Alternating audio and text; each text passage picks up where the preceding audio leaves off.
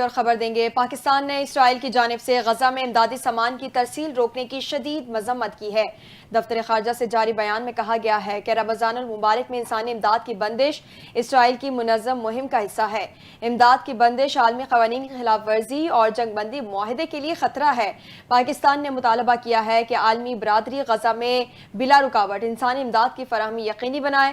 پاکستان نے اسرائیل کو اجتماعی سزا کے نفاذ پر جواب دہ ٹھہرانے کا مطالبہ بھی کیا ہے۔ سعودی عرب نے بھی اسرائیل کی جانب سے غزہ میں امدادی سامان کی ترسیل روکنے کی شدید مذمت کی ہے۔ سعودی وزارت خارجہ نے اسرائیلی فیصلے کو بلیک میلنگ قرار دیا ہے اور غزہ کی آبادی کے لیے اجتماعی سزا کی مذمت کی ہے۔ سعودی وزارت خارجہ کا کہنا ہے کہ انسانی امداد روکنا بین الاقوامی قوانین کی کھلم کھلا خلاف ورزی ہے۔ بین الاقوامی برادری اسرائیل کی سنگین خلاف ورزیاں روکنے میں کردار ادا کرے۔ اپڈیٹ کریں گے، سابق وفاقی وزیر اور نون لیگ کے مرکزی رہنما خرم دستگیر نے کہا ہے کہ پی ٹی آئی پارلیمان میں آنے کے بجائے امریکہ سے اپیلیں کر رہی ہے۔ پی ٹی آئی نے 9 مئی کیا، ریاست کی عمارتوں کو آگ لگائی۔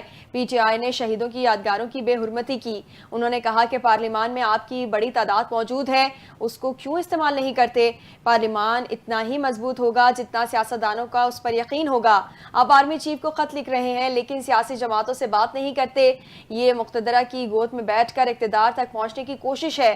2006 میں ہم نے میثاق جمہوریت پر دستخط کیے تھے۔ خرم دستگیر نے مزید کہا کہ حکومت نے پورے ملک میں 20 ارب اور پنجاب نے 30 ارب روپے کا رمضان پیکج دیا۔ پیپلز پارٹی نے کابینہ کا حصہ بننے سے معذرت کی۔ ہماری پیپلز پارٹی کے لیے کابینہ میں شمولیت کی دعوت ہمیشہ رہے گی۔ پیپلز پارٹی کے تحفظات کو دور کرنے کی پوری کوشش کریں گے۔ حکومت 5 سال پورے کرے گی۔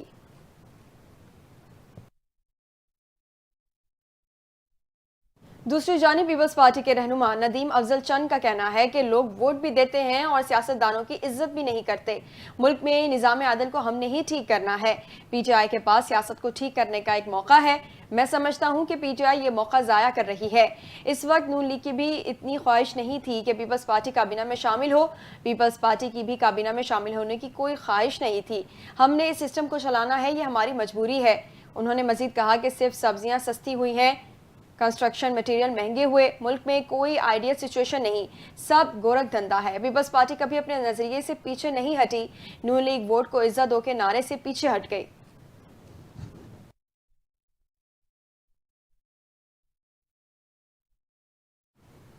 بین الاقوامی دنیا سے خبر دیں گے، امریکی صدر ڈونلڈ ٹرمپ نے یوکرین کے صدر ولودیمیر زیلنسکی کو دھمکی دیتے ہوئے اشارہ دیا ہے کہ اگر انہوں نے روس کے ساتھ جنگ بندی کا معاہدہ نہ کیا تو وہ یہاں زیادہ دیر تک نہیں رہیں گے۔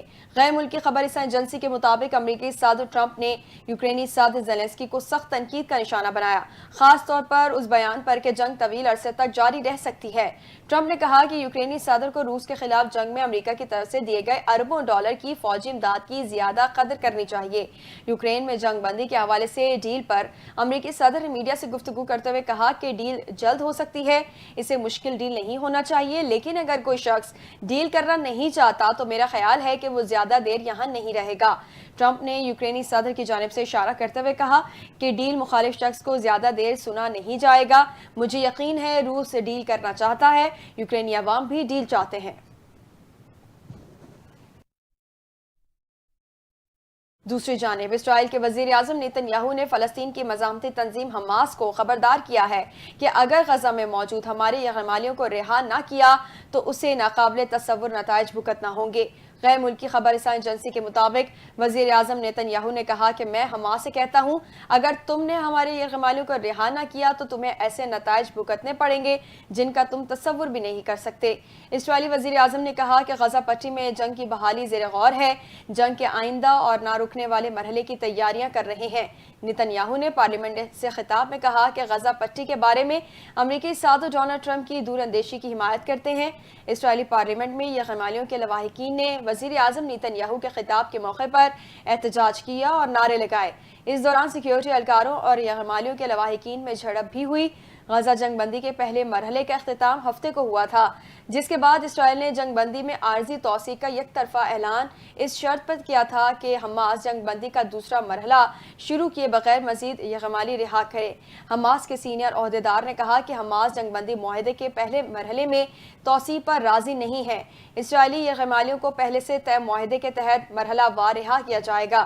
حماس کے انکار پر اسرائیل نے غزہ میں کھانے پینے سمیت ہر قسم کے سامان کا داخلہ روک دیا ہے۔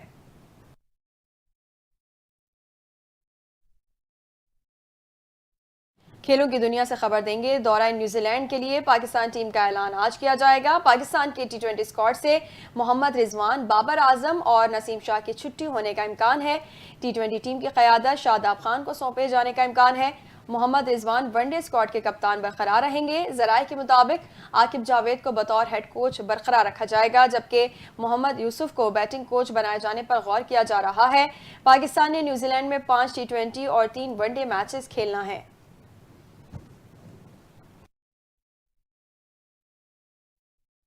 آئی سی سی چیمپئنز ٹرافی کا سیمی فائنل کا مرحلہ آج سے دبئی میں شروع ہو رہا ہے۔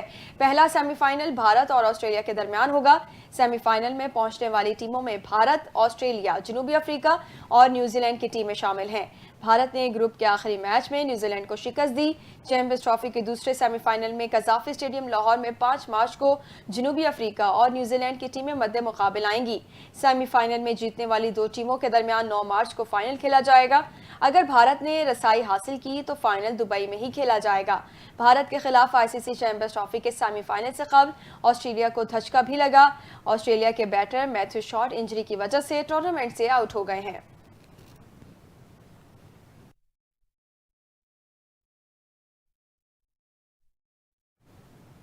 موسم کا احوال شامل کریں گے۔ ہنزا، اسکردو سمیت پہاڑی علاقوں میں شدید برف باری کے بعد متعدد رابطہ سڑکیں بند ہو گئی ہیں۔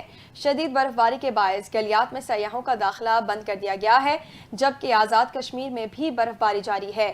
جاگرا ویلی میں گلیشیئر کی زد میں آنے سے درجنوں مکانات کو نقصان پہنچا ہے۔ بلوچستان میں زیارہ سمیت توبہ چکزئی، چمن اور دیگر علاقوں میں موسلادھار بارش ہوئی، جس کے بعد صوبے میں غیر معمولی سردی کی لہر داخل ہونے کا امکان ہے۔ لاہور کے مختلف علاقوں میں بھی ہلکی بارش ہوئی۔ اسلام آباد میں بارش کے بعد انٹرنیشنل ایئرپورٹ کی چھت ایک بار پھر ٹپک پڑی۔ چھت ٹپکنے کے بعد انٹرنیشنل اور ڈومیسٹک ارائیول لاؤنج میں مسافروں کو مشکلات کا سامنا رہا، جبکہ انتظامیہ نے ٹپکتی چھت کے نیچے بالٹیاں رکھ دیں۔